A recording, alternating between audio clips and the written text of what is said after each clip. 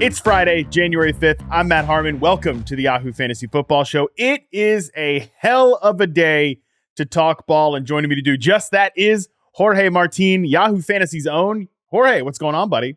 So good. Feliz Año Nuevo. Happy New Year. I mean, it's just so good. So good. I mean, talk about football anytime. Even week 18 where half the quarterbacks are sitting.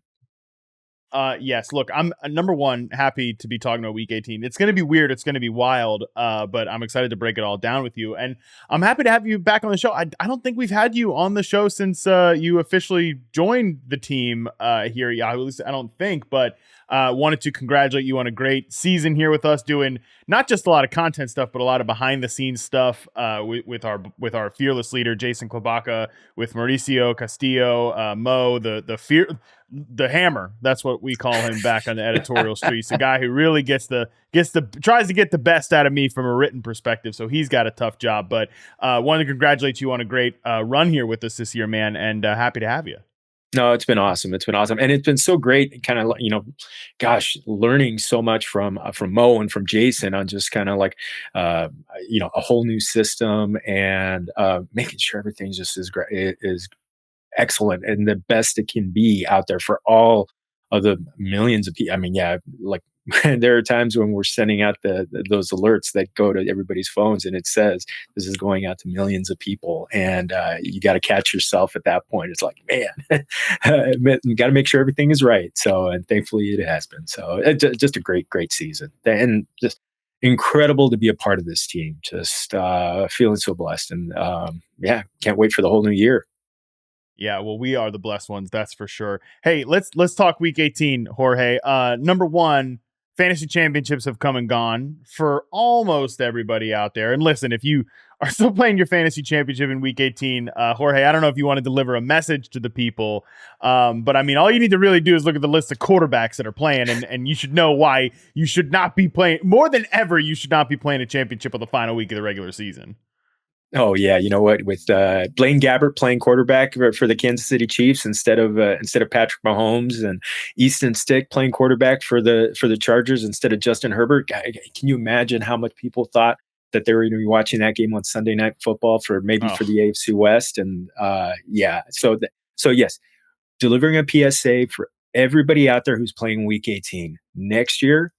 It's very easy. Switch it to week 17. I have one league that's about a 10-year-old league that the first year we inadvertently defaulted to week 18 and then it was week 17 and regretted it ever since. And changed it immediately the next year, and everybody's been so much happier since then. So, because also look at the fact that Christian McCaffrey is going to be sitting this week, and if he's ridden you this whole season, and even if you grabbed Elijah Mitchell, he might not play either. So, gosh, too much Wild West going on for me on this week.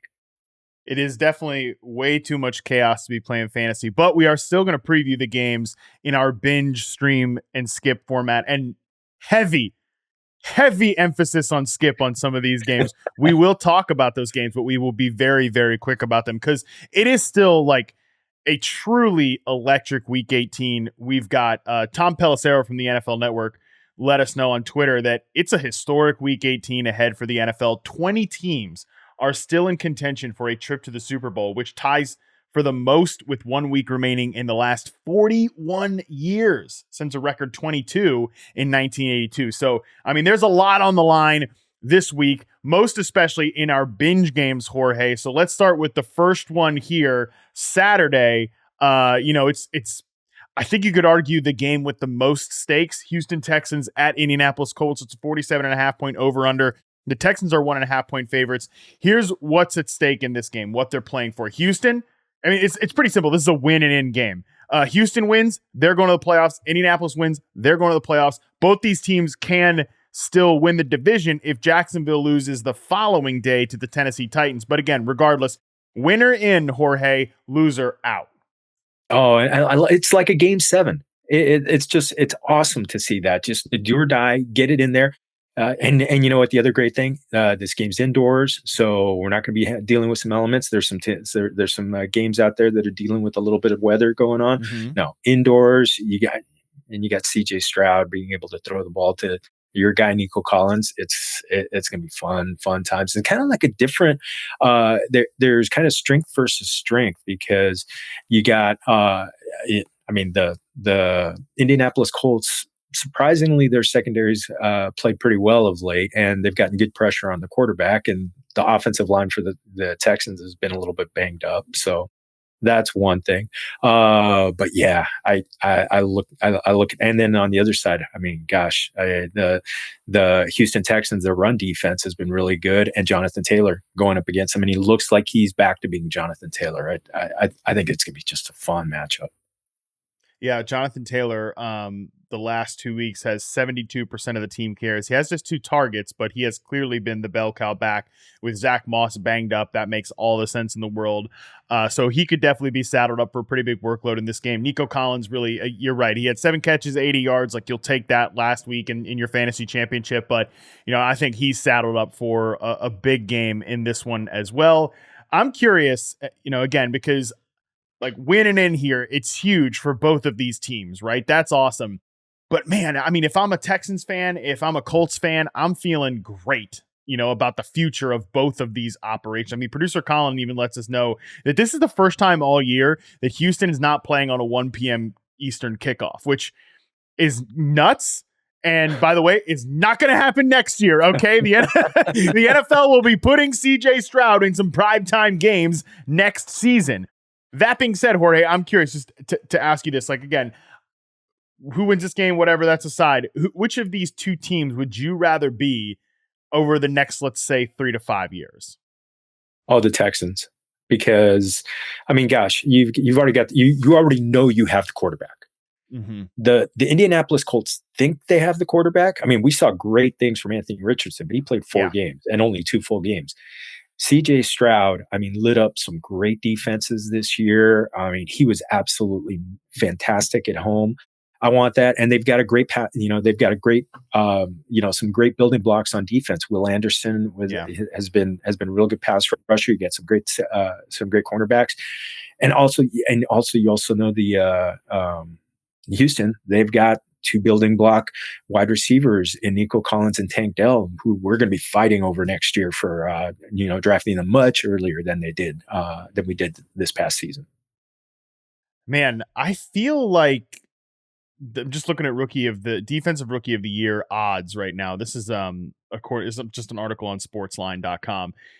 I mean, I feel like Will Anderson needs to get this award. I know that Jalen Carter's had a great year, but theoretically, and he's still the odds-on favorite, but that Eagles defense is awful. I'm not saying it's all Jalen Carter's fault, but they've even been kind of rotating him on and off the field. Like, I think Will Anderson needs to win this award, especially when you put in context of how much not him as a prospect, but just that pick and the process that they got to him was panned, right? Like on draft day.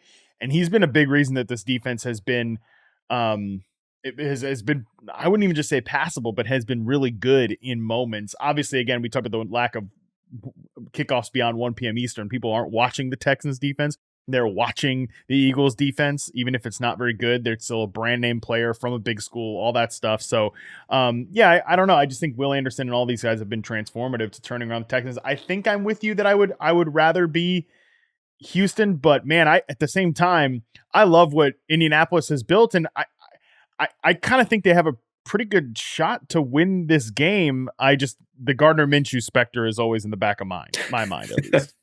It's so true. I mean, he could throw for 303 touchdowns and throw 2 picks in there, and then just all of a sudden derail things late. You also look at their offense, their offensive offensive ecosystem. Gosh, Jonathan Taylor, we already talked about him. He's a guy that I think we're going to be getting in second round of drafts next year and be very happy with it.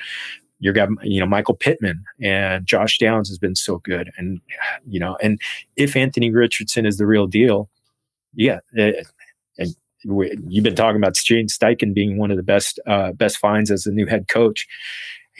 That's just, they're really set up schematically. It's just, if you hit the home run with Anthony Richardson, then they're just going to the moon. Exactly. And can you imagine what the FC South's going to be like with Anthony Richardson, CJ Stroud, and Trevor Lawrence hopefully taking another step forward. That's gonna be fun. Not too many 1 p.m. games for those guys. No, I don't think so. Man, if Will Levis can turn into a guy, then we're really talking here. So who do you think's winning this game? You can pick it. Let's just give it outright winners instead of against the spread, because it's a 1.5 point spread. Who do you think's winning this game? I'm going to go to the Texans. I think it's really kind of like a flip of a coin, because this game being in Indy, they're going to have that loud crowd in their favor. I just think that CJ Stroud's going to make one play, because he's been absolutely fantastic in some late moments. So I think he's going to make one play and set him up to possibly win the division, or at least get him into the playoffs. I have nothing but just a feeling on this one, but I just kind of feel like the Colts win. So I can see that. It's a very interesting game, that's for sure. Another interesting game is the final game of the week. We'll go all the way from Saturday to the end of Sunday here. Buffalo Bills, 3-point favorites going into Miami to take on the Dolphins. 49.5 point over under. Here are the stakes for this one, and they are primarily on the Buffalo side. If the Buffalo Bills win this game, they clinch the AFC East title and the second seed. However, if they lose, the loss eliminates them from the wild card round if Jacksonville and Pittsburgh win in Week 18, which is not impossible, by the way. Pittsburgh is playing a Baltimore, B or C squad, and the Jaguars are playing the Titans. So they're going to know that going into Sunday Night Football. The Bills will obviously know the stakes of this game. So it's going to be really high if those two teams win, because then it's basically a win and in, or lose or out situation for the Buffalo Bills. On the other hand, for the Miami Dolphins, they obviously clinch the AFC East and the 2 seed if they win this game. A loss just drops them to the 6 seed, and then they'll go to Kansas City in the wild card round. So, man, again, this game should be absolute fireworks. But Jorge, I'm kind of mixed on how I feel about both these teams right now, man. I mean, Buffalo, they're winning games, but I wouldn't say their offense has played to the height of their powers, especially the last couple of games. And on Miami's side, man, it's just one injury after another. Bradley Chubb out for the season now. He's their second main pass rusher. Jalen Phillips also out for the season as well. He tore his Achilles against the Jets. So they're just dealing with a ton of injuries. That's not to mention, obviously, guys like Jalen Waddle and Raheem Mostert, who did not play in Week 17. Yeah, both of them didn't practice yesterday, in the first day of practice. So, gosh, I mean, to be limping to the end, and I was really looking forward to this game, because Miami being at home, last year they were really the schedule makers kind of hurt them, because they had to go to New England, they had to go to Buffalo late in the season, but all of them were coming to them this time of year, and I thought it was going to be a great setup. They're going to be just a great offensive environment. It's going to be about 70 degrees on Sunday night. Possible rain earlier in the day, but I mean, it should be a perfect environment for a great football game with a lot of passing. But I mean, I think it's pretty clear that the Dolphins need the running game to be working for them, and it looks like the Bills are playing better defense lately. So it's beyond the flip of a coin, because I think you could tell a story for either side on this one. The Bills are so desperate. They need to win to get in. The Dolphins could be like, hey, you know what? We're already in, but I think they should want the number 2 seed. I'm having really a lot of trouble with this game. It's I think there's a part of me that says that Miami should win at home, but I think there's something in the back of my mind that says that Josh Allen is not going to let them lose this game. And I think he's playing like that right now. He's playing like that right now. He's got the plays where he's just hair on fire at this point. Yeah. Not saying he's playing perfect football. In fact, sometimes, there was a play where he was almost looked like he was going down in the open field, and he pitches the ball to Khalil Shakir. Yes. Against the Patriots. It's like, geez, man, I get it. It worked out that time, but there's shades of the no, yes, thing with Josh Allen sometimes too, which, look, I think they do need that version of him at this point. This roster, I think we kind of went a little too far, the royal we went a little too far with is the Bills window over? Is the roster kind of aged out? It's certainly not as strong as I think it was maybe, I don't know, in 21, or certainly the beginning of the 2022 season, but this defense is still 11th in success rate since week 11. They're 4th or 3rd in EPA per play allowed. Like, this is still a good stop unit that I think can put up a pretty good effort here against the Miami Dolphins. And not to mention, last time we saw these two teams play, and this was when they were both more so at the height of their respective powers, the Bills waxed the Dolphins, and I feel like we're not talking about that enough in this game. Yeah, the score was 48-20. I mean, it was not competitive, just not competitive. I mean, and that was only a couple weeks after the Dolphins laid the wood to the Broncos. Mm-hmm. So, I mean, we were really looking at that as possibly, just, two of the best teams of the AFC, kind of shaking out, fighting together. So that's the thing. They have that. Josh Allen has that potential to go nuclear and to go absolutely local and just and just lay waste to this game. And I honestly think he needs to do that. I'd still love to see him take a fewer hits. I mean, he is sliding a little bit more. He's diving a little bit more than I'd like to see, because you could get your shoulders hit that way. But no, he's staying back there. And you know what? One of the things, I was rewatching the game against New England, and there was one play where he just missed Stephon Diggs deep, where I think and Diggs had 2 steps on the defender. He just overthrew him by a length. And it was just like, I think There's been a couple of those, man. Like in the Chargers game, same thing. There was at least 2 plays on like big over routes where if the ball placement is just a little bit better, we're not having this like, what is going on with Stephon Diggs conversation. Right. So I really want to see him going out, but you pointed out a good thing that I think it was Tim Graham from the The Athletic, asked the question, and then all of a sudden they asked the question about his decreasing snaps, and then all of a sudden they shut down the interview. But then he wrote a long piece showing that where his snaps are much lower than Shakir and Gabe Davis, and you don't want that for your number one guy. You need him in there. No, I'm with you. Like, I think this is a game where they're going to need Steph Diggs. Sean McDermott even said that in a different spot this week. Like, they're going to need. He knows they need him down the stretch. This is down the stretch. This is when they need him. Miami has had injuries in the secondary. They have had some spots where they've been flamed by receivers, especially on the inside. And the Cowboys, one of the big criticisms from that game where they went to Miami and lost in week 16 was they had a couple like big shot plays to CeeDee Lamb in the slot against Kader Kohu, and then they didn't go back to it, right? Like they ignored that too long, and you just saw that creep up a little bit in the week 17 game. So I think I'm hoping that we can see some mismatches here with Diggs, whether they move him inside, which they've done a decent bit this year too, because Gabe Davis obviously is a pure outside receiver. So maybe even Dalton Kincaid, who ripped off a long play against the Patriots. There are matchups, I think, for Buffalo to take advantage of here. For me, I am picking Buffalo in this game. I think they win. I think they get the AFC East seed. I just like right now with all of the injuries that Miami is dealing with, I think Buffalo is a slightly better team. I think you're right. I'm with you on that one. It's a tough one to, when the Rams were on their sojourn to St. Louis, I switched over to the Dolphins in the AFC, and so I always have a little bit of Dolphin love for them. But yeah, I think it's gonna be too much. I'd love to see Tyreek Hill put up a big game, something similar to what CeeDee Lamb did last week. But I don't know if it's possible. I mean, we don't know how limited he is from that ankle, and obviously he had that personal issue at his home yesterday that was kind of scary. But thankfully, everybody's okay.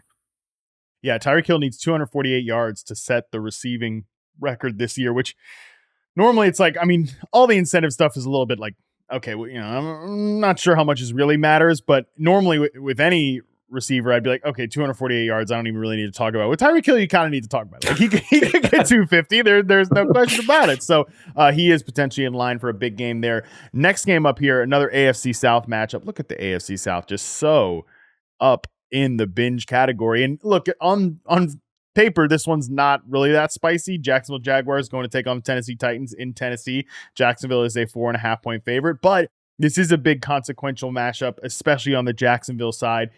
A win clinches the AFC South title and the 4 seed for Jacksonville. A loss eliminates them if Denver and Pittsburgh win in week 18. Again, not impossible. The Broncos take on the Raiders. I think the Raiders are a better team than the Broncos, but still they could win that game. And then the Steelers, obviously, like I said, they're taking on they're taking on Baltimore's B squad. The 7th seed would go to Pittsburgh, and then the AFC South would go to the winner of Houston and Indianapolis if Jacksonville loses this game. So Jacksonville, either they find their way into the playoffs here, they win the division, and it's like a, sort of a, hey, we didn't come in as hot as we want, but at least we made it. Or this is one of the all-time, or at least all-time in 2023 season perspective bag fumblings here by Jacksonville Jaguars. Oh, well, number one, you want to make sure that Trevor Lawrence is healthy for this game, because he's got the ankle that I'm sure is not completely healed up, and then the shoulder, and hopefully he's completely recovered from that concussion. So it's gonna be a tough one. But man, I mean, they need to win this game. I mean, and could this game be a sneaky shootout with both pass funnel defenses? And it's muy interesante. I think there could be some shots. I think the practice windows have opened for both Zay Jones and Christian Kirk. So could they come back and kind of add to Calvin Ridley, possibly himself having an outside shot at 1,000 yards on the season? So there's a part of me that wants to see Trevor Lawrence in the playoffs again, and with a chance to shine and get it. I'd like to see Trevor Lawrence and CJ Stroud get in. So, but I don't know if that'll be the case, but it should be. This has sneaky fun potential, though. I think this one that might have a little bit of weather issues. I was looking at it. In the 40s, might be a little bit of wind, but it doesn't look like it's awful wind. Yeah. Southeast at this point, you're going to get a little colder days, but hey, last time the Tennessee Titans and Jacksonville Jaguars faced off, Calvin Ridley did go for 103 yards and 2 touchdowns, which if he did, I was saying this on my show with James Coe, he would end the year then with 1,000 yards and 9 touchdowns, because he has 910 and 7 right now, which is pretty funny because it'd be like, oh, wow, Calvin Ridley, great season. He had 1,000 yards and 9 touchdowns. Like anybody who had Calvin Ridley in fantasy knows that journey was not smooth across the course of the year, which is just a reminder that end of season stats sometimes do lie to you. Or just remember, like, there's volatility with this position. This was an extreme example this year. So I don't know. And this is definitely a good matchup for these Jaguars receivers. Christian Kirk, they activated his practice window as well. Although typically when you look at Tennessee, they are weaker on these outside receiver spots. Last week, JSN a couple weeks ago, we saw JSN have some moments, but like DK had the big touchdown catch when they faced the Tennessee Titans. That's sort of the matchup you want to exploit, outside receivers against the Tennessee Titans. So I do like Ridley potentially going for a big number in this one. Plus, talk about incentives. That guy's got all the incentives in the world to try to finish the season strong, get himself a big contract either from this team or another team in free agency. So I don't know. Do you think Jacksonville can pull it off? Because I will tell you this, there's no incentive for Tennessee, Jorge. However, Vrabel hates losing. He told us that as much this week. He said losing, it effing sucks. And he did not self-edit himself as I just did. So can you see Mike Vrabel holding these Jacksonville Jaguars down, or do you think that Jacksonville can pull it off and make the playoffs here? I think he's going to make it an ugly game. Because that's what he does, and I think he pulls out some ugly wins that way. I think if they're going to do that, it's got to be on the back of Derrick Henry. And he's not closed the season well. A couple of tough games against the Houston Texans and their great run defense, and the Jacksonville Jaguars also have a really good run defense. Potential for his last game as a Tennessee Titan, he has talked about it a little bit. So, but I don't see him breaking through. I still think the Jaguars just have a little bit too much talent, and Trevor Lawrence maybe makes a couple plays, because Tannehill, I don't know how much he's got left in the tank, and it's potentially his last game too. Yeah, I think if Will Levis was healthy and starting in this game, I might give, just on like the freak factor, I might give the Titans a little bit more of a chance, but I just don't. Yeah, I don't think Tannehill's got much left. I really don't need any of these like all right, a solution for a team in 2024. How about they bring in Ryan Tannehill? Just like, no, come on. We're shooting for a little higher than that in 2024. One of the most interesting teams to track in 2024 is going to be the Chicago Bears, who are the final game of our binge category here. Bears at Packers. Packers are 3-point favorites. It's a 44.5-point over-under. Pretty simple what they're playing for here. Green Bay, they win and they're in. That's it. They can backdoor their way in if they lose this game, but these are the things that they'll need to happen. They will need a Vikings loss to the Lions, a Seahawks loss to the Cardinals, a Saints loss to the Falcons, or a Tampa Bay loss to Carolina. So let's not have any of that nonsense. Let's not think about all that. And a couple of those games will be going on. Because this is a 4:25 start. The Seahawks and Cardinals game will be going on during that game. So look, they don't want to be in a position where they're scoreboard watching it. Just win this game. I think they can win this game, although the Bears have been playing great football of late, Jorge. Oh my goodness. Their defense has done a complete 180 from where they were the first several games of the season. I mean, you can't run on them anymore, and it's tough to pass on them.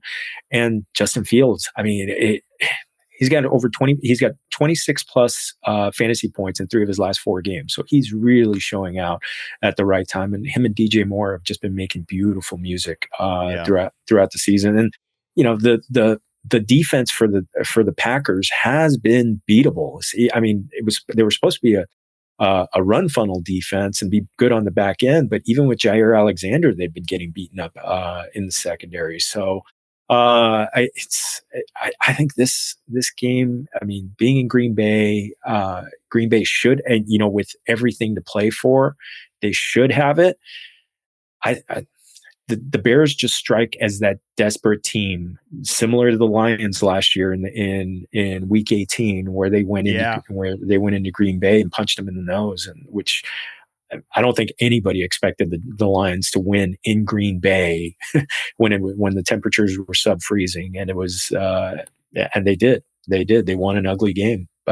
And it could be that way. Though I think one thing that is going to be playing in Green Bay's favor is their pass rush really lit up last week against Minnesota, and if they could do that, because Justin Fields has been better in limiting sacks, but he still hasn't been perfect. So if they get home, it could be a little bit different story. Yeah, this has to feel a little deja vu-ish for the Green Bay Packers, even though obviously it's a different quarterback. There are a lot of young players here that weren't, a lot of rookies that are playing for the Packers right now that were not present in Week 18 last year. But it's pretty similar. A division rival kind of feeling themselves on the up and up. They're not going to go to the playoffs. Just like the Lions last year, the Bears are that team this year, right? And they could easily just make this pretty miserable for the Packers. Although, again, the Packers can still back their way in. They could not back their way in last year. It was a win and in situation. I've got my eye on Khalil Herbert in this game, who has just come in with a couple of monster finishes here at the end of the year. 112 yards and a touchdown against the Arizona Cardinals in Week 16, and 124 yards and a touchdown against the Atlanta Falcons last week. 20 carries, 18 carries in back-to-back games. And the Packers defense, that is an awful unit. If they might be the worst defense in the playoffs if they make it to the playoffs, especially in the NFC, but honestly, just across the whole spectrum in general, they might be the worst defense that would make it to the NFL playoffs, which is, I think, an issue when they go against one of these big boy teams if they do make it to the postseason. But it could be an issue against Fields and Khalil Herbert if he's running the ball like this. Right. And DJ Moore, you're so right. Like, you saw he posted the Joker meme after not making it to the NFC Pro Bowl. So he's motivated to go out there and add more onto an already dynamic season. How does he not make the NFC Pro Bowl team? I mean, geez, he's going to be one of the toppers. He's going to fit. I don't know how many receivers that made the team, but I don't see five or six receivers better than him in the NFC. CeeDee Lamb, Mike Evans, AJ Brown, and Puka Nacua. So, I mean, listen, those guys all had great years. Brandon Ayuk, a lot of people were talking about like he should have gotten a Pro Bowl nod. It's tough. You're always going to have somebody left out in the cold. And that's almost why, like I said this morning, I'm in on the Brandon Ayuk that was a snub. I'm happy that that's part of the discourse, but don't come at me with like, well, who are you taking out? Because I don't know. Those guys all had great years too. Exactly. Exactly. Yeah, it's hard to take one of those. Gosh, I don't know who I would take out in that one. It's no, it's a tough one. And I mean, gosh, he had one of the single greatest games of the season. That 200 plus game on Thursday night earlier in the season, where it was just you do not have to remind me that game is. I still maintain the only reason that Jason Fitz beat me in the FFL Flex Challenge. But DJ Moore's your guy. I know. Well, listen, it's always the worst when you're hurt by those that you love most. You know that always makes it worse. Yes. All right, who's winning this game? Chicago Bears, Green Bay Packers. Who's winning this game, Jorge?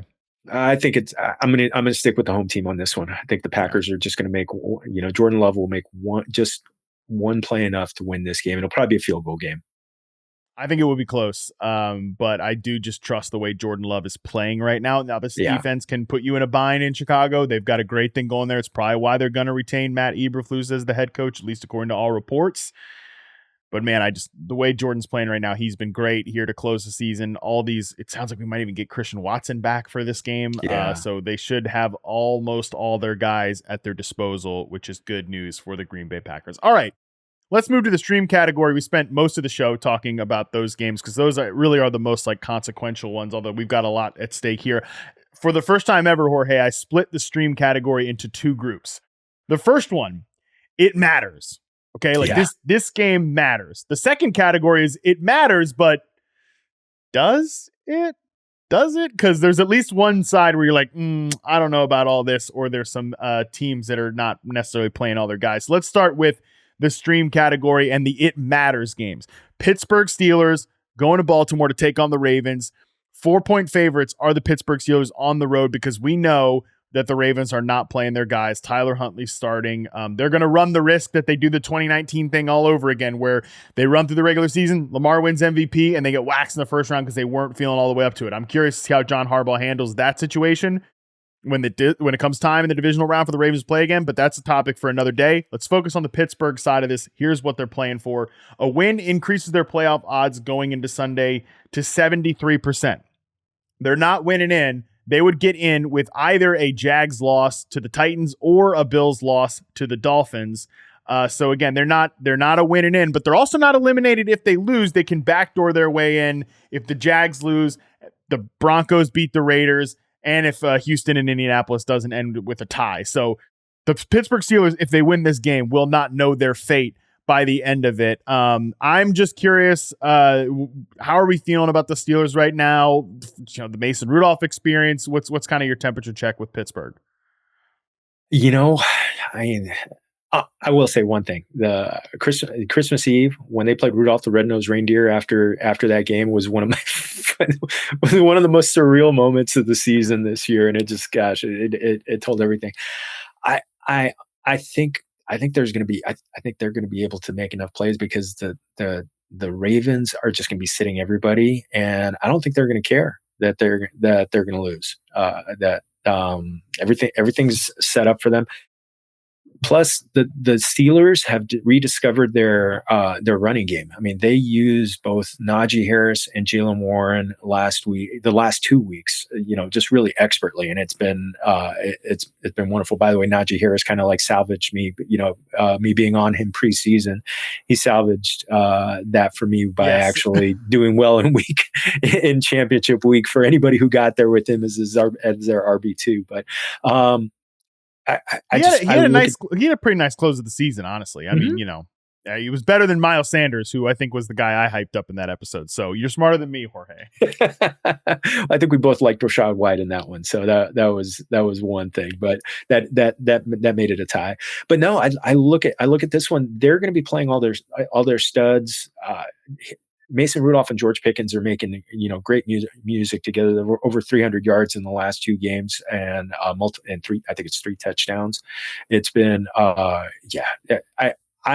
look at this one with the Steelers having everything to play for. Their defense is going to be TJ Watt and the crew are going to be in Tyler Huntley's grill all afternoon. And gosh, the Melvin Gordon season. play him in DFS this week because it's 2016 all over again. So party like it's 2016. But yeah, I think the Steelers fire them up in this one, and I think they win. I think they could actually win by a touchdown in this one, just because the don't care factor for the Ravens. Agree. By the way, just since you mentioned Melvin Gordon, I should save this for the next time we talk about the Ravens seriously in the playoffs, but I'm probably going to forget. There is a chance we're looking at two-time Super Bowl champion Melvin Gordon, because he was with the Kansas City Chiefs last year, and I think he famously said, "I didn't do shit. I got carried all the way, baby," or something like that. Maybe he does it again, although I guess maybe he can contribute to the team with a big Week 18 against the Pittsburgh Steelers. So I'm definitely interested in that game. I'm with you that the Mason Rudolph to George Pickens connection has been a great development for this offense. Let's move to the next game here. Tampa Bay Buccaneers going to Carolina to take on the Panthers. They're 4.5-point road favorites. Pretty simple. Tampa Bay wins. They win the NFC South. And you know what? To further the narrative that Andy Behrens sent out during the preseason that Baker Mayfield was going to be the guy to be this year's Geno Smith. So does he finish it against a really good pass defense? I honestly think he's going to do it on the shoulders of Rachaad White this week, because the Carolina Panthers, you can run on them all day long. And so I think there's gonna be a lot of handoffs to him, a lot of dump offs to him, maybe some big plays to here and there to Mike Evans, just to remind them that he can pass the ball. But this one, I don't see the Buccaneers losing, though. Crazy things seem to happen in Week 18, so you just never know. But I think it would be too crazy for this one to go anywhere but Buccaneers. I'm with you, man. I'm in on that. I think that they win this game.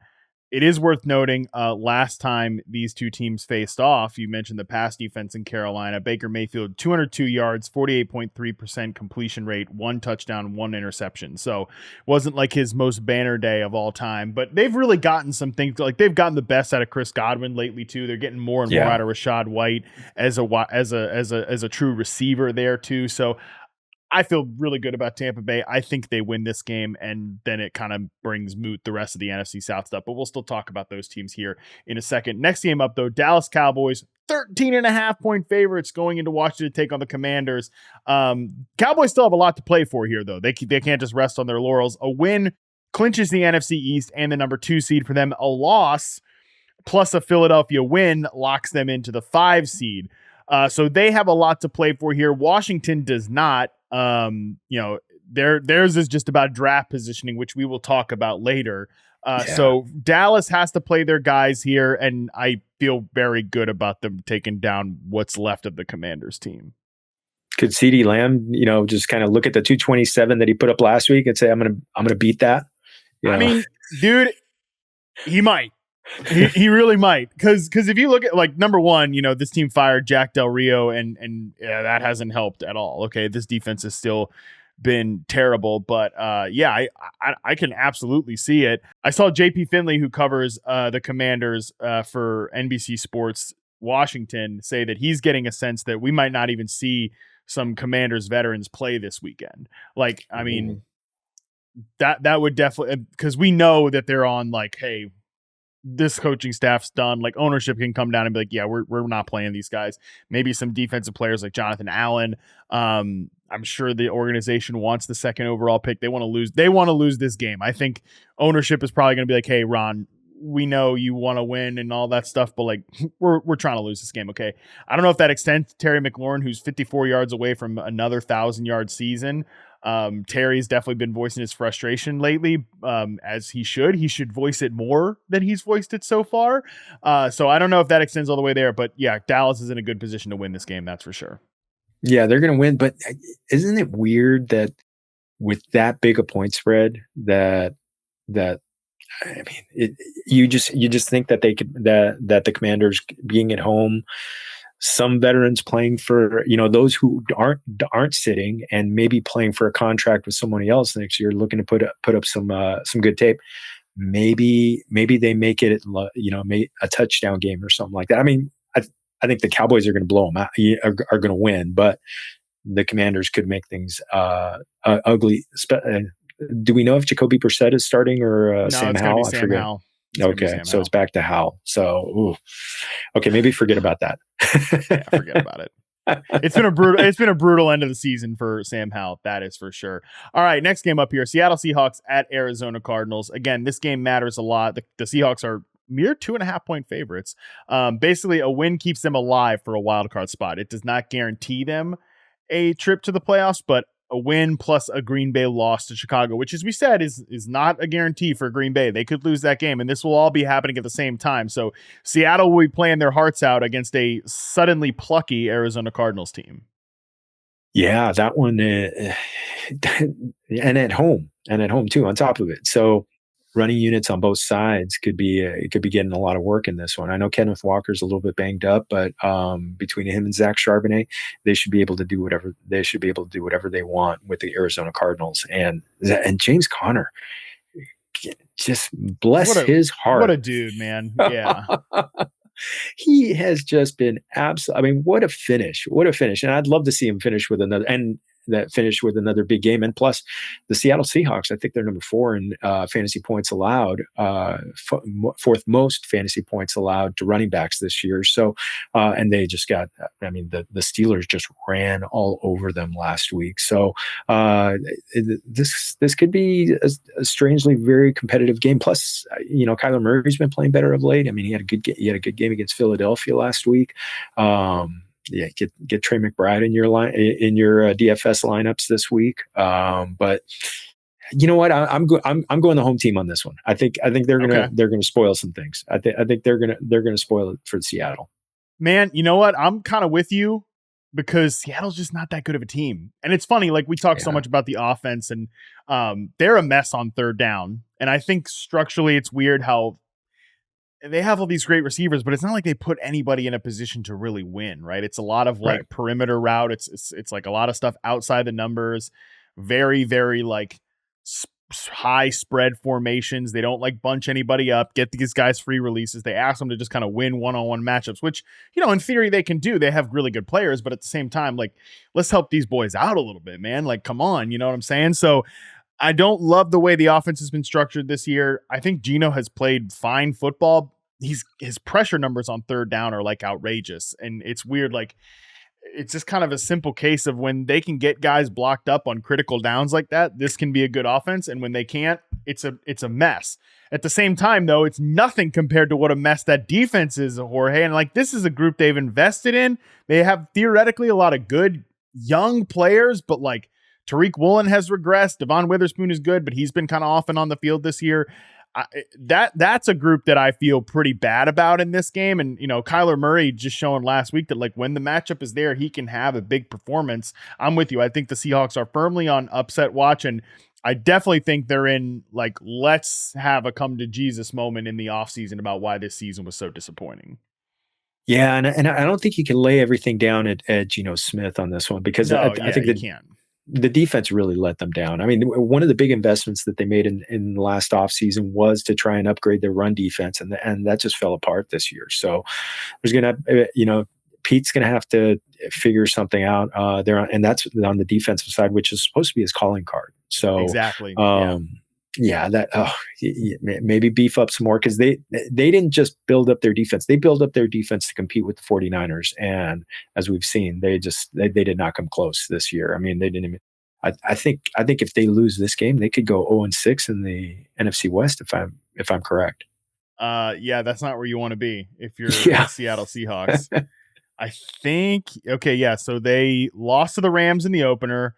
They beat the Cardinals last time they did. played. They did. Okay. 20-10 though, not that big of a convincing win, and that was still in the pre-Kyler Murray era. They lost twice to the Rams, they lost twice to the Niners. So if they lose this game, they'll come out with just one win on the Josh Dobbs led Arizona Cardinals. So not a great season for Seattle, that's for sure. A couple of teams that have not been fun watches this year. Our next game up here and our final game in the It Matters category for the stream games. Atlanta Falcons at New Orleans Saints. Saints are 3-point home favorites, 42.5-point over under. Again, this is huge if Carolina beats Tampa Bay in this game. And by the way, this game will be going on at the same time. So They won't know going into it what the stakes are. So you just got to operate as if it's a win and in type of situation. Because basically, if Carolina upsets Tampa Bay, it will be a win and in situation. Atlanta's only path to the playoffs is the AFC South title. So that, again, they will be eliminated with Tampa Bay wins. But this is a de facto NFC title game. The Saints can still make a playoff run via the wild card, but they need, Seattle to lose to Arizona. They need Green Bay to lose to Chicago. So yeah, they won't know about those prior either because those are 425 games. So I don't really need to see either of these teams in the playoffs, if I'm being honest with you, Jorge. So I'm hoping the Bucs get the job done. But anything on this one for you? You know what? The Saints really showed up on defense last week, and except for a couple breakdowns there at the end, they had been getting beat both against the run and the pass lately. So maybe they're able to kind of hold serve in this one. On the Falcons. So I think a lot of people are putting a lot on Arthur Smith, and he's not with he's a lot of faults should go his way, but they didn't get the quarterback right. And I think that there's a part of me that wonders if they'd traded for Lamar Jackson, how different things would have been for Drake London and for Kyle Pitts this year. So the one of my cousins likes to say, "Don't say if, don't say if in football or fantasy football." So yeah, I'll hold that one off. But yeah, I think this one's going the Saints' way. I think they're going to make just enough plays in this one to win it. Yeah, because they probably have to go back to Desmond Ridder in this game with Taylor Heineke banged up. Will the Atlanta Falcons? So I'm with you. I think the Saints are just a slightly better team than the Falcons right now. Weird but true. This game also plays a major factor in the second overall pick situation. So this comes from Steve Kornacki, who Steve Kornacki works for NBC, does all the permutations on the playoffs. That's light work compared to what he needs to do on election nights. Uncovering this is mere warm up for Steve for what he's got to do on election night here later this year. If New England and Washington are both 4-13. This game determines the tiebreaker for the number 2 overall pick based on strength of schedule tiebreaker. If New Orleans wins, Washington gets the second overall pick. If Atlanta wins, New England gets the second overall pick. So very weird stuff there. I don't know about you, Jorge, but I need Drake May in Washington so bad because I need Terry McLaurin to have like a promising quarterback. Okay. Like a real true. I mean, we had some moments with Sam Howell this year where like, okay, could he be something? But I think he's a backup quarterback in the NFL, and that's perfectly fine. Okay. All Sam Howell bros can stand down, get the F out of my mentions. He's a good backup in the NFL, Ryan Fitzpatrick type. That's what I've said all along. But we need like a true blue solution here. Drake May can be that. At the same time, though, look, and I haven't done prospect work yet, but by all accounts, Marvin Harrison is that guy at the wide receiver position. I need something to work out here with this number 2 overall pick situation where we get Drake May to Washington. Like I said, I need or Caleb Williams. I don't care. Whatever. Right? But I do really like Drake May. I need a quarterback in Washington. That needs to happen. I need Marvin Harrison in Arizona, though. Okay? Because this is the best receiver prospect we've had in a minute. All right. I don't need, allegedly, I haven't done the tape work myself. So let's just live in the world where I agree with that. And I probably will. I'm sure I will. I'm kind of nervous. Like if Perception didn't like Marvin Harrison, do we have to close shop? That's a topic for another day. Oh, I don't think you're going to. I don't think you're. I don't think so either. But like, I don't need this guy catching one pass from Bailey Zappi ever. Okay. I don't need him catching one pass from Mac Jones or any other like, are the Patriots, they don't have a path to a quarterback? I mean, maybe they take Jaden Daniels. I don't know how this is all going to happen, but like, I don't need some veteran solution coming in here passing to Marvin Harrison, right? Let's get him with the real guy. I think Kyler Murray's a guy. I don't know. A lot of stuff at stake here. Also, root for Michael Penix to have a big game against Michigan. So maybe he'll throw his name into the ring there to get in there. Yeah, I mean, yes. Let's hope that Jaden Daniels, Michael Penix, those guys have just fantastic combines so that we go quarterback with the first 3. And then I think number 4 is potentially Arizona. Yeah. Unless Arizona screws up and wins this week, and then they could, which they might, throw things off. Do we have to change our vote right now so that we can get Marvin Harrison Jr. to Arizona? We might. I don't know. Man, my heart is in so many different places. I just, again, I need Washington. I mean, let's go Saints, baby. I need Washington in the second overall pick. I need them to get a quarterback here. I need some of these receivers to really finally be paired. Like, it's just a career rebirth. You deserve that, Terry McLaurin. You deserve that. All right. On that note, let's move into the stream category games. It matters, but does it? Because the LA Rams are taking on the San Francisco 49ers. When I grouped them in here, I thought maybe somebody would be trying in this game. Seems like nobody's really trying in this game. We're going to get Sam Darnold versus Carson Wentz. What a weird multiverse we're living in where that's a reality. So I don't know if we have anything really to say on this game, but it is worth noting that the Rams clearly don't give a damn about the 6th or 7th seed because that is still in play here. A win locks them into the 7th seed. A loss likely puts them, a win locks them into the 6th seed. A loss likely puts them at 7. So they clearly are like, yeah, we don't care. Lions, Cowboys, whatever, bring them on. Let's do it. They don't care. I guess we don't care either. Well, you know what? There's one guy that we care about this weekend. It's Puka and the Puka Nacua. Yes, this is true. He is going. I think he's 3 receptions away from tying Jalen Waddle for the rookie record, and he's about 30 yards away from getting the rookie receiving record. Bill Groman in 1960. So 1960. So you look in 1960. That's prehistoric times for. That was for when Andy NFL. Behrens turned 20 years old. 1960. Yeah.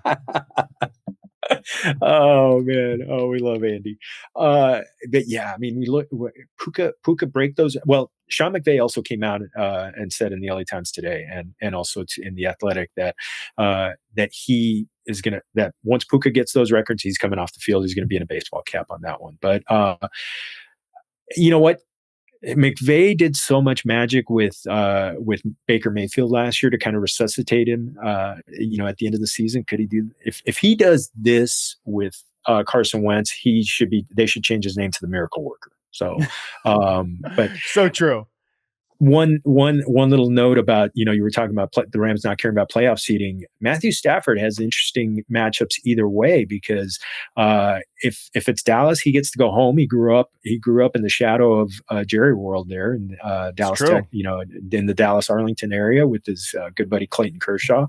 And if it's Detroit, his history would be, probably being the best quarterback in Detroit's history, and I think he's still beloved there. So that could be a lot of fun.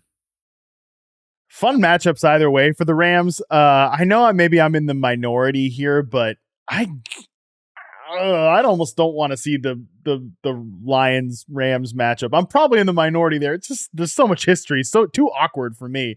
Too awkward. Let's see the Cowboys Rams shootout. That's actually the matchup I'd like to see. Although we'd probably get a nice little shootout between the Lions and Rams too. I'm with you. Puka probably going to play. I mean, he is going to play. That has been made clear. Just enough to get those records. I will say, and I probably shouldn't even put this in the air, but I'm going to do it anyways. Like, when we're trying to talk about getting Puka Nacua these records, let's not do it on like little designer plays where we're putting him in a position to take big shots. Okay. Yeah. I'm talking like, let's get him on those early season Puka Nacua, like big over routes, post routes, stuff like that. Put him in the slot. I don't care. Cause sometimes when we're trying to get catch records for a guy, we're doing these little design touches things, and Puka, man, he just takes big shots. I don't want him suffering any injuries before the playoffs. Okay. And this guy that had an injury history in college. So I'm going to be kind of holding my breath, be a little tight here until we see Puka off the field, man. But I do want to see him break those records because that would just be awesome. Yeah, I still have, PTSD from last year watching Mike Williams, play in a game that didn't matter. Yes. And then knocked him out of the playoffs. So hopefully, hey, a lot of catching the ball, get out of bounds, catch the ball, 3 catches, 10 yards each, get out of bounds each time, put a baseball cap, take the shoulder pads off at halftime. Yeah, go have a party. Yeah, there's going to be a lot of sickos that are interested in the Carson Wentz Darnold battle. That is for damn sure. All right, next game up here, Eagles Giants. Eagles are 5.5 point favorites going to take on the Giants. The Eagles can win the NFC East with a win and a Dallas loss, but the team has already kind of hinted at resting starters. Feels like they know that Washington is going to take the L this week. Yeah, I think they'll probably do enough to win this one. I mean, of course, they on Christmas Day they barely beat the Giants at home, and Tyrod gave him a push. Yeah, and does Tyrod do it again? Sneaky DFS play this week. Him and Darius Slayton, if you want to load up with Amon-Ra St. Brown and Justin Jefferson in one of the other games. But I think I mean, after he threw for over 300 yards last week, maybe he does it. Maybe he does it again in this one with Philadelphia. Maybe sitting its guys at some point, because it may not be Devonta Smith this week, and maybe Dallas Goedert has himself a game before going out. But yeah, Philly's looking at that. I think that fifth seed and taking on the Tampa Bay Buccaneers. Yeah, and things are just not great with Philly right now. A lot of weird vibes, a lot of bad stuff on the defense. So can't feel too great about them heading into the playoffs. A big win would be nice, but yeah, I do think Tyrod could give him a little bit of a push here. He's playing well. He's playing for like his career, man. I mean, that's just like how it is when you're a backup quarterback. Next game, final game in the stream category, Minnesota Vikings at Detroit Lions. The Lions are 3.5-point favorites, 45.5-point over under. It's not 100% chance, but pretty close to 100% chance that Detroit is essentially locked into the number 3 seed. Minnesota, on the other hand, 3% playoff odds right now. They need kind of a little bit of a miracle to get in here. This is the following things that the Minnesota Vikings need to happen. They need to win, which we'll see if the Lions are they're going to play their guys or not, but they need to win this game. Then they need Green Bay to lose to Chicago. They need the Seahawks to lose to Arizona. They need the New Orleans Saints to lose to the Atlanta Falcons, or the Tampa Bay Buccaneers to lose to the Carolina Panthers. So a lot of stuff riding on Nick Mullins' Minnesota Vikings playoff run here. I don't know if they can get all that. And frankly, I think that the Vikings team does kind of feel like a group that had some moments, but have kind of run out of gas here at the end of the season. Yeah, I think they ran out of gas last week. The Jaron Hall experience was just, it was an experiment that blew up, and I'm glad that they went back to Nick Mullins on this one. But yeah, I don't know how much juice they're going to have left. And Detroit is going to be, if they're really playing their guys right now, it's going to be Detroit. They're even. Though this could be a sneaky shootout if Nick Mullins just gets his Mad Bomber hat on and he's just throwing to Justin Jefferson and Jordan Addison all day long. So that to me is one thing that I'm going to keep an eye on. But yeah, I mean, can you imagine? Like I was talking earlier about Tyrod Taylor, maybe Darius Slayton, but yeah, you go cheap on those guys in DFS, and then you load up on Justin Jefferson and Amon-Ra St. Brown in this game. That could be pretty tasty on the DFS side. Yeah, I'm going to be hitting some Justin Jefferson, Jordan Addison overs in this game from a prop bet. 86.5 for Justin Jefferson, 49.5 for Jordan Addison, because no TJ Hawkinson, obviously. And yeah, I love the Mad Bomber, Nick Mullins, that he is the Mad Bomber against what might even be like imagine how bad the Lions defense is, like with its starters. They might be playing some backups at some point in this game. So I love the Minnesota Vikings passing overs in this game. I mean, shoot, even old buddy Nick Mullins there, 267.5 yards. I mean, you could bet the over on that and the over on 1.5 interceptions at plus 170 on BetMGM, baby. Do it. Parlay, baby. Parlay those two. It's gonna be bet the mortgage. Bet the mortgage on the 267.5 yard over and the 1.5 interception over for the under. By the way, this is hilarious. The under on Nick Mullins 1.5 interceptions is minus 250. I don't know about that. Okay. Wow. That's a big number. That's a big number. Yeah. Parlay it, get yourself a condo in Cabo San Lucas so you could go there in the winter. Yes, all day long. All right, 1 hour into the podcast, Jorge, this brings us to the skip category, and these games are very skippy. I mean, we'll be talking about a Blaine Gabbert team here in just a second, but we are going to end the podcast on a nice note. For the eliminated teams in these games, we're going to say one nice thing about them as we end the season here for some of these groups. So starting with Kansas City Chiefs at LA Chargers, Jorge, say one nice thing about the LA Chargers as their season ends here. Feed Austin Eckler. Get him that incentive. That I think he needs 110 yards. So yeah, let Austin Eckler just run all day long against the against the backups for the Chiefs. I'm with you. Eckler hits his incentive bonus. That'd be great to see. He can use a little extra cash here as the season ends. Why not? All right, Yep. Next game up here: Cleveland Browns at Cincinnati Bengals.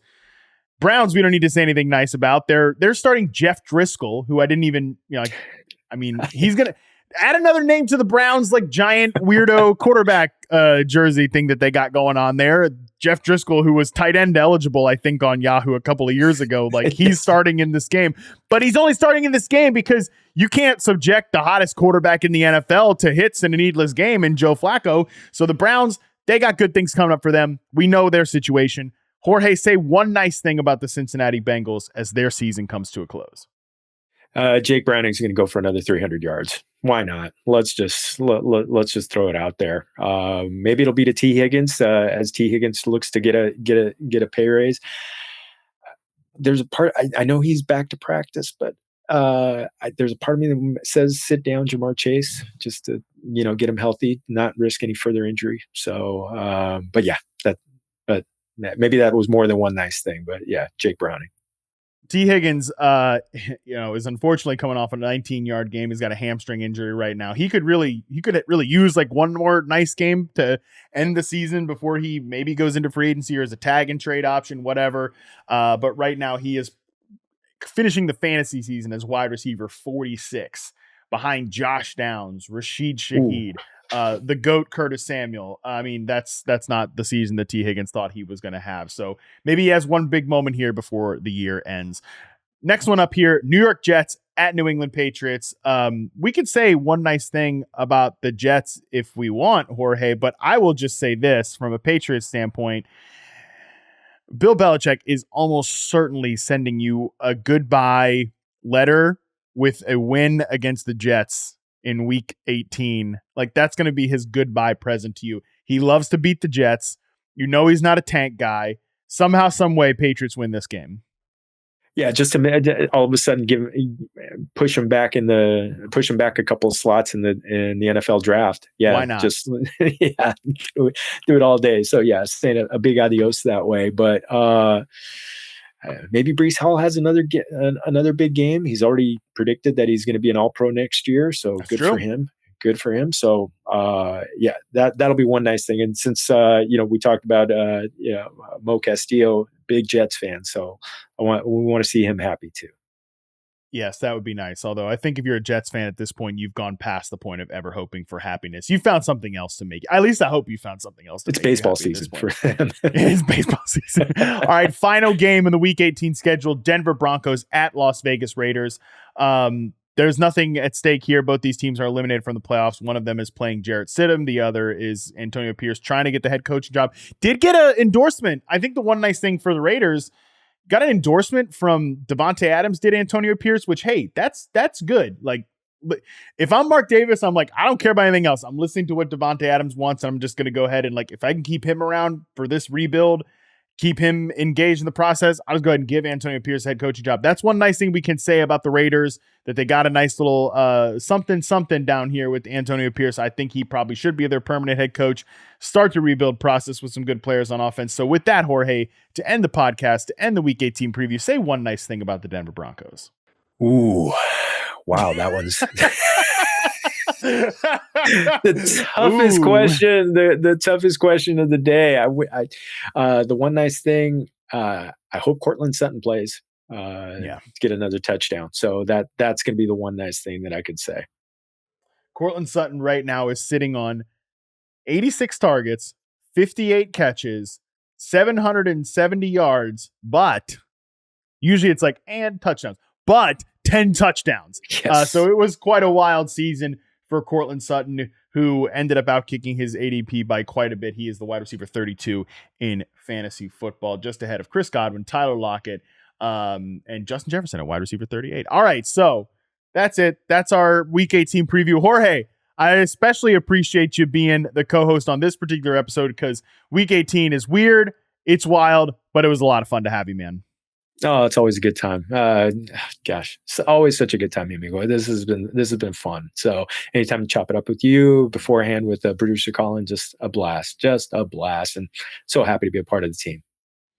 Appreciate you, Jorge. Everybody, make sure you're following Jorge on all social media platforms. Make sure you're checking out his work here at Yahoo Fantasy and that he's doing abroad in the fantasy community. He's a gem. Love Jorge. Very happy he is on the team here at Yahoo. Very, very, very happy about that. Also happy for week 18, man. I think it's going to be so much fun. I hope you all out there find a way to enjoy it, even though fantasy football is over. Talked about some DFS stuff here today. Talked about some prop bets. But hey, man, just enjoy some good but weird football. That's what week 18 has in store for us. Next time you hear from us, the playoff field will be set. A lot of eliminated teams will have some coaching vacancies. They'll be cleaning out some locker rooms. I mean, man, it is that time of the year. Starting next week, pods are going to drop on Monday and Thursday afternoons. On Monday, Andy Behrens joins me for the Yahoo Fantasy Football Show Awards Show. We hand out our fantasy awards. Some are going to be straightforwards. Others, I mean, it's Andy Behrens, not so much straightforwards. Until then, we're out.